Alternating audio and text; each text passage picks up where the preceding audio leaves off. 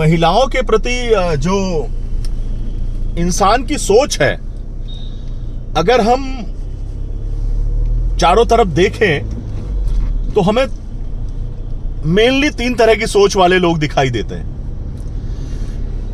अगर हम वेस्टर्न विचारधारा की तरफ सोचें, के बारे में सोचें, तो वहां पे जो नारी है उसको उपभोग की वस्तु समझा जाता है, लेकिन वो पब्लिक प्रॉपर्टी है। मतलब ऊपर से नीचे तक उसको खोल दिया। आप देखो वेस्टर्न कल्चर, बदन पे कपड़े कम से कम, पूरा शरीर दिखाना है ना, और ना कोई वहां पे रिलेशनशिप तो है ही नहीं, सब आंटी है। बच्चा पैदा कर दिया, उसके बाद में कहीं रहे किसी और के साथ पर, कोई रिस्ट्रिक्शंस नहीं है। मतलब उपभोग की वस्तु तो है, लेकिन कोई रिस्ट्रिक्शन नहीं। अगर हम अरब कल्चर देखें या मुस्लिम कल्चर देखें, तो औरत को प्राइवेट प्रॉपर्टी समझा। इन्होंने औरत को प्राइवेट प्रॉपर्टी समझा कि भाई हमारी प्रॉपर्टी है, और नेचुरल सी बात है, जब हमारी कोई चीज है तो फिर उसको ढक के रखेंगे, उसको दुनिया की नजरों से दूर करके रखेंगे और संभाल के रखेंगे, नजर न पड़े उसकी। तो उसको ऊपर से नीचे तक ढक दिया।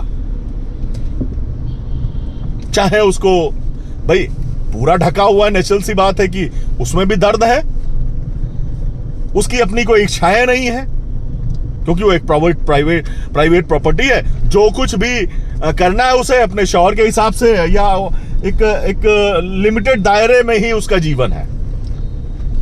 बहुत सारे रिस्ट्रिक्शंस हैं वहां पे, तो उसको पूरी तरह से ढक दिया। अब बात आती सनातन धर्म की, बात आती जहां तक रही बात हमारे धर्म की, सनातन धर्म में नारी को देवी माना गया।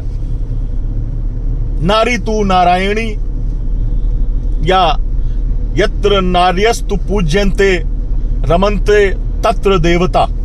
जितना सम्मान हमारे सनातन धर्म में, हिंदू धर्म में नारी को दिया गया है, उतना सम्मान किसी और धर्म में या किसी और वर्ग में नारी को नहीं दिया गया। प्राचीन काल की बात करें तो राजकुमार जो होते थे, राज्यों के नाम, मतलब राज्यों के नाम के बेस पे जो राजकुमारियां होती थी उनके नाम रखे जाते थे। गांधार था तो वहां की जो राजकुमारी थी गांधारी, उनका नाम। पांचाल प्रदेश की राजकुमारी, उसका नाम पांचाली। ऐसे बहुत सारे एग्जाम्पल्स हैं। 9 दिन साल में, 9 हमारी जो वो होती हैं नवरात्रि 2 होती है। 9 दिन साल में, 18 दिन नारी की पूजा होती है अलग अलग रूपों में। तो नारी का एक हमारे धर्म में विशेष सम्मान है, और यह सम्मान ऐसे ही नहीं मिला, इसके पीछे कारण है। क्योंकि देखा जाए, अगर नारी जो त्याग करती है वो वाकई में उसको सम्मान मिलना ही चाहिए। कितना बड़ा त्याग करती जब वो अपना घर छोड़ती।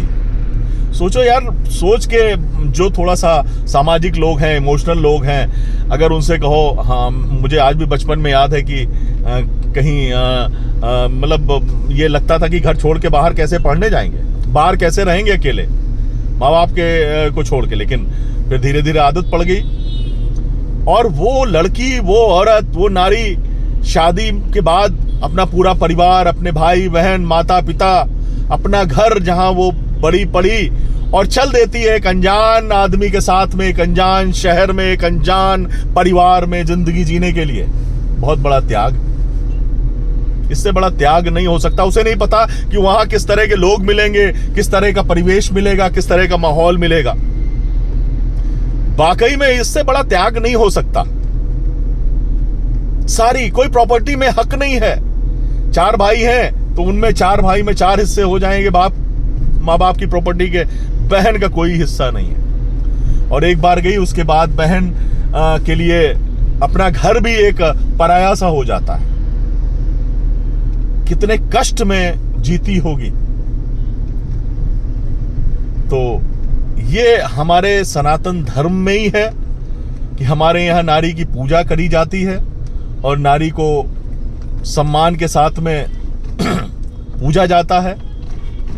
और ना एक रही बात जैसे कि दूसरे विशेष वर्गों में है कि नारी को खोल दिया पूरा या ढक दिया, यहाँ पे ऐसा नहीं। यहाँ पे जो हमारे रहन सहन और पहनावा है वो भी बहुत ही सात्विक है।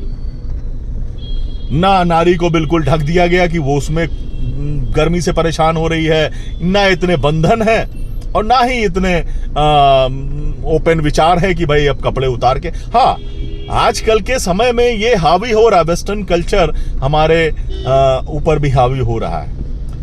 हमें नहीं पता इसमें क्या आनंद आता है, लेकिन मैं तो हाथ जोड़ के प्रार्थना ही करूंगा कि जो एक हमारी महिलाएं हैं, जो भी वो है, तो एक जो शरीर होता है वो मतलब उसको दिखाने के लिए नहीं होता है। हमें लगता है ढक के रखने में जो एक नजर आती है शालीनता, और जो वो वाकई में शरीर को दिखाने के लिए तो कोई लिमिट नहीं है। आजकल तो बुरी तरह से वेस्टर्न कल्चर हावी हो रहा है, तो कहीं ना कहीं असर तो है ही है।